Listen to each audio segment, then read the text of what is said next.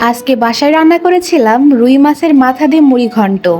তাই ভাবলাম এই রেসিপিটা আপনাদের সাথে শেয়ার করি। খেতে মোটামুটি ভালোই হয়েছিল।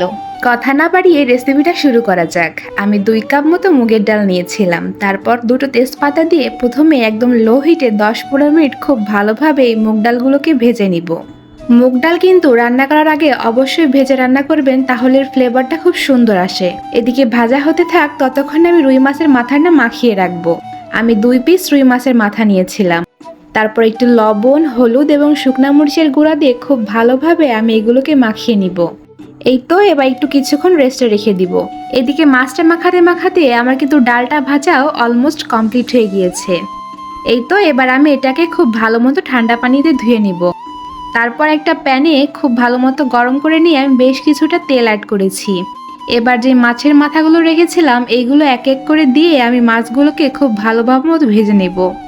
অনেকে কিন্তু ডালের মধ্যেই মাছের মাথাগুলো একটু ভেঙে ভেঙে দিতে পছন্দ করেন, কিন্তু আমরা যেহেতু মাছের মাথা খেতে পছন্দ করি তাই আমি এই মাছের মাথাগুলো ভেঙে ভেঙে দেইনি। আপনারা চাইলে ভেঙেও অ্যাড করতে পারেন।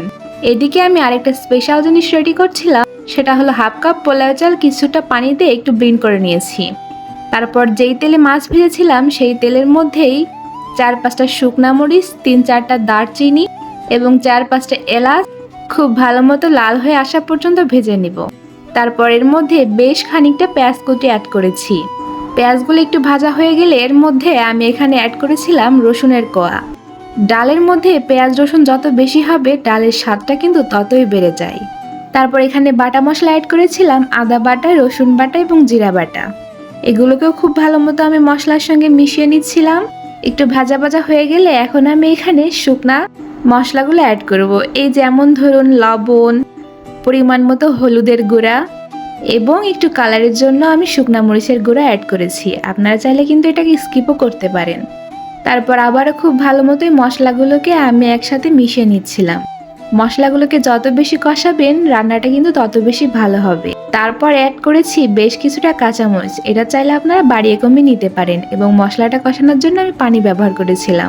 তারপর যখন মশলার মধ্যে একটু তেল বের হয়ে আসবে তখন আমি এখানে আগে থেকে ধুয়ে রাখা মুগের ডালগুলো অ্যাড করব।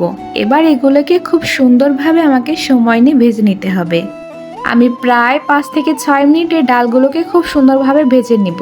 আর আগে যে পোলাওয়ের চালটা ব্লেন্ড করে রেখেছিলাম সেটাও এখানে অ্যাড করব। এটাও ডালের সঙ্গে খুব ভালো মতো মিশিয়ে আমি এগুলোকে ভিজিয়ে নেব। পোলাওয়ের চালটা অ্যাড করলে ডালের মধ্যে খুব সুন্দর একটা ফ্লেভার অ্যাড হয়।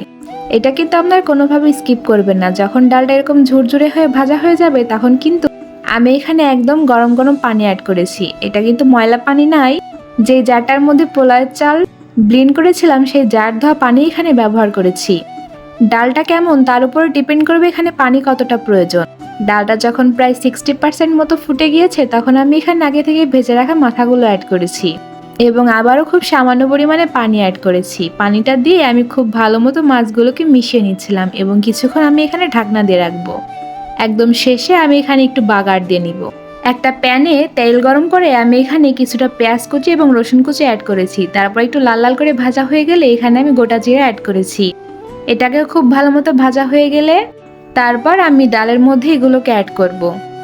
এই তো আর কিন্তু কোনো ঝামেলা নেই। এবার ডালের মধ্যে হালকা একটু বলক উঠে গেলেই আমি এখানে লবণ এবং ঝালটা চেক করে আমার কিন্তু রান্নাটা কমপ্লিট হয়ে যাবে। একদম সিম্পল ওয়েতে আমি এখানে মুগের ডাল দিয়ে মাছের মাথাটা রান্না করার চেষ্টা করেছি। আপনারা চাইলে এই রেসিপিটা একবার কিন্তু বাসায় ট্রাই করে দেখতে পারেন, অবশ্যই আপনাদের ভালো লাগবে।